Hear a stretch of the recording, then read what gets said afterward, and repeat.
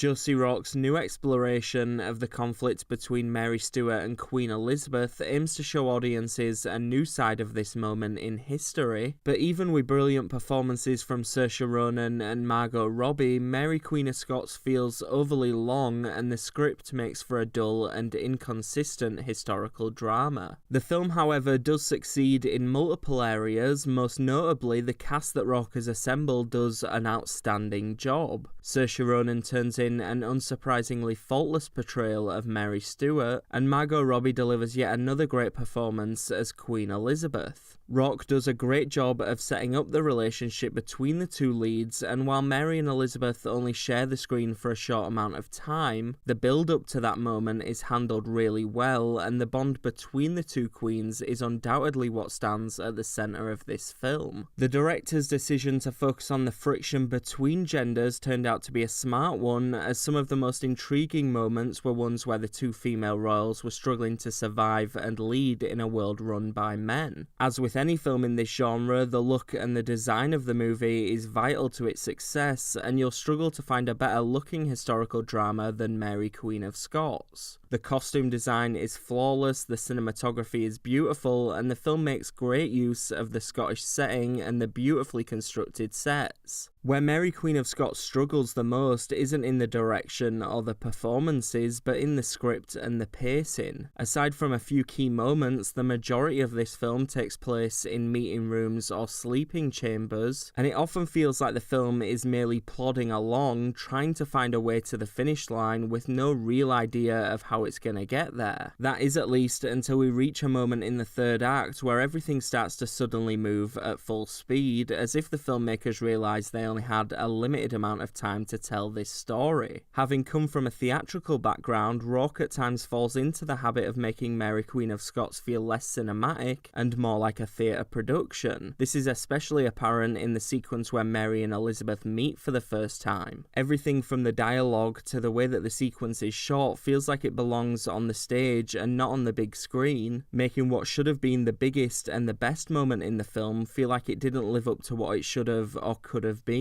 Mary Queen of Scots offers a beautifully constructed historical drama with some truly outstanding performances, but the film feels overly long and the lackluster script turns what could have been a great movie into a mediocre and forgettable one. To give Mary Queen of Scots a score out of 10, I'm going to give it a 7. For more movie reviews, make sure you hit subscribe and let me know what you thought of Mary Queen of Scots in the comments section below.